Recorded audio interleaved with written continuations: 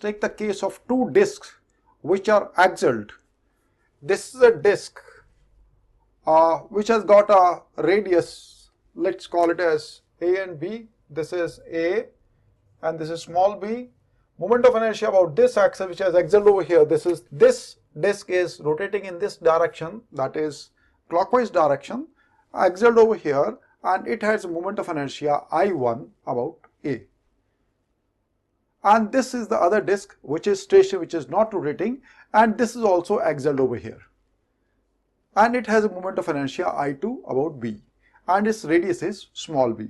So now what happens is that these two disks which are axial on the two axles, they are brought closer. Once they are brought closer, so obviously first they will rub each other and the angular velocity of this will decrease and the slippage will happen, and after some time this will also attain some angular velocity, this will also have some angular velocity, and the slippage will stop. We are asked, that is, when this slippage stops, then what is the angular velocity of this disk? So as soon as they are brought in contact with each other, this is moving in this direction and this is initially stationary. So because of interlocking, because of friction, this applies a force onto this in this direction. This applies back to our reaction. There is equal and opposite reaction, and reaction they are on two different bodies.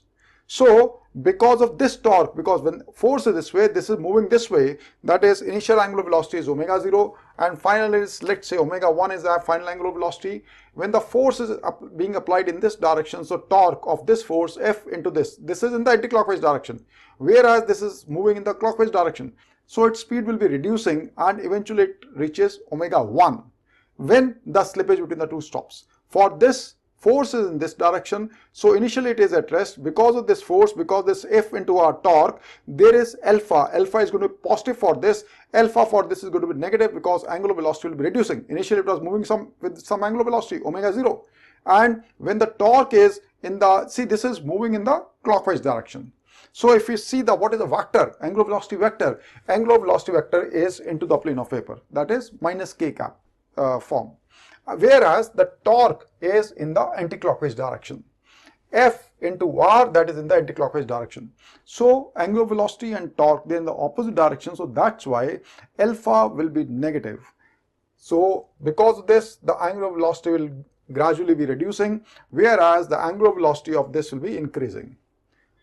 Eventually there is no slippage between the two. It means the surface velocity of this and this becomes the same. Now if we use the angular impulse equation, that is torque into dt is equal to dl, change in angular momentum, and we are not talking much about the direction. So for this, if we talk about F into A, it is perpendicular only. So force into distance torque into dt, angular impulse, is equal to change of angular momentum of this. Initially it is omega 0, finally it is omega 1. So let's talk about change only in positive sense. So I1 omega 0 minus omega 1. There is no need right now to take it in vector form, that is what is the direction like. Otherwise torque is also going to be negative, this is also going to be negative, alpha is going to be negative, negative and negative they will cancel. Right now we don't use it, simply use this is the torque, magnitude only, and this is the change. Take the change in the positive form only, that is omega 1, omega 0 minus omega 1. This is for 1. For this, force into B, that is the torque into D. So this side done is equal to angular momentum. Finally it is moving with, let's say, omega 2. I omega 2 initially is 0, so change is I omega 2 minus 0, so this is the change. So this is for this. Divide the two, so A by B, FF get cancelled, delta T that get cancelled, A by B is equal to this thing, omega 0 minus omega 1 I1 over I2 omega 2, this is the thing. So once the slippage stops, the point in contact, they will not have any relative velocity. The point of contact will have a similar velocity, that is surface velocity of this, and this will come out to be same. The surface velocity doesn't change. This is for this point. For this point, V is equal to A into omega 1. And for this also, this is B. Velocity of this point is also equal to B into, let's say this is omega 2, is equal to B into omega 2. So that's why A omega 1 is equal to B omega 2.